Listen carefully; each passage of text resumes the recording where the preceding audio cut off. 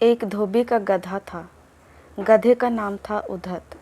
वह दिन भर कपड़ों के गट्ठर इधर से उधर ढोने में लगा रहता।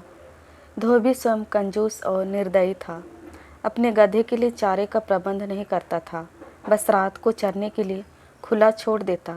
निकट में कोई चारागाह भी नहीं था। शरीर से गधा बहुत दुर्बल हो गया था। एक रात उस गधे की मुलाकात एक गिद्दड़ से हुई। गिद्दड़ ने उससे पूछा, कहिए महाशय, आप इतने कमज़ोर क्यों हैं? गधे ने दुखी स्वर में बताया कि कैसे उसे दिन भर काम करना पड़ता है। खाने को कुछ नहीं दिया जाता। रात को अंधेरे में इधर उधर मुंह मारना पड़ता है। गिद्दड़ बोला, तो समझो अब आपकी भूखमरी के दिन गए। यहाँ पास में ही एक बड़ा सब्जियों का बाग है। वहाँ तरह तरह की सब्जियाँ उगी हुई हैं। खीरे, ककड़ियाँ, तोरई, गाजर, मूली, शलजम और बैगनों की बहार है। मैंने बाग तोड़कर एक जगह अंदर घुसने का गुप्त मार्ग बना रखा है। बस वहाँ से हर रात अंदर घुसकर छाँक कर खाता हूँ और सेहत बना रहा हूँ। तुम भी मेरे साथ आया करो। लार टपकाता गधा गिद्दड़ के साथ हो गया। बाग में घुसकर गधे ने महीनों के बाद पहली बार भरपेट खाना खाया। दोनों रात भर बाग में ही रहे और पाँव फटने से पहले गिद्दड़ जंगल की ओर चला गया और गधा अपने धोबी के पास आ गया। उसके बाद वे रोज़ रात को एक जगह मिलते, बाग में घुसते और जी भरकर खाते। धीरे धीरे गधे का शरीर भरने लगा। उसके बालों में चमक आने लगी और चाल में मस्ती आ गई। वह भूखमरी के दिन बिल्कुल भूल गया।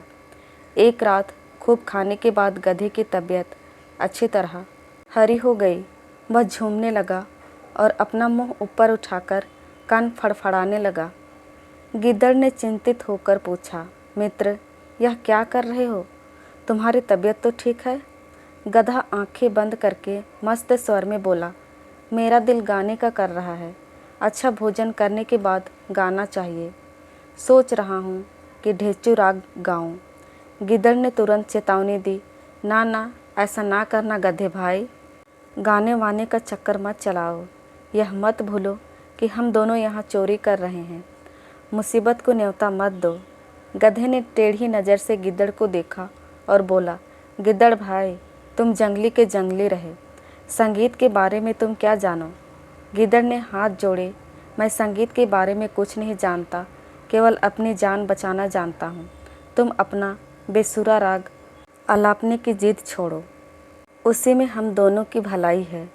गधे ने गिद्दड़ की बात का बुरा मानकर हवा में दुलती चलाई और शिकायत करने लगा, तुमने मेरे राग को बेसुरा कहकर मेरी बेइज्जती की है। हम गधे शुद्ध शास्त्रीय लय में रेखते हैं। वह मूर्खों की समझ में नहीं आ सकता। गिद्दड़ बोला, गधे भाई, मैं मूर्ख जंगली सही, पर एक मित्र के नाते मेरी सलाह मानो। अपना मुंह मत खोलो, बाग के चौकीदार जाग जाएंगे। गधा हंसा, अरे मूर्ख गिद्दड़, मेरा राग सुनकर बाग के चौकीदार तो क्या, बाग का मालिक भी फूलों का हार लेकर आएगा और मेरे गले में डालेगा। गिद्दड़ ने चतुराई से काम लिया और हाथ जोड़कर बोला, गधे भाई, मुझे अपनी गलती का एहसास हो गया है। तुम महान गायक हो। मैं मूर्ख गिद्दड़ भी तुम्हारे गले में डालने के लिए फूलों की माला लाना चाहता हूँ। मेरे जाने के 10 मिनट बाद ही तुम गाना शुरू करना, ताकि मैं गायन समाप्त होने तक फूल मालाएं लेकर लौट सकूं। गधे ने गर्व से सहमति में सिर हिलाया। गिद्दड़ वहां से सीधा जंगल की ओर भाग गया। गधे ने उसके जाने के कुछ समय बाद मस्त होकर रेंकना शुरू किया। उसके रेंकने की आवाज़ सुनते ही बाग के चौकीदार जाग गए और उसी ओर लठ लेकर दौड़े जिधर से रेंकने की आवाज़ आ रही थी। वहाँ पहुँचते ही गधे को देखकर चौकीदार बोला, यही है वह दुष्ट गधा जो हमारा बाग चर रहा था। बस सारे चौकीदार डंडों के साथ गधे पर टूट पड़े।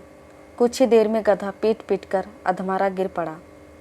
कहानी की सीख, अपने शुभ चिंतकों और हितैषियों की नेक सलाह ना मानने का परिणाम बुरा होता है।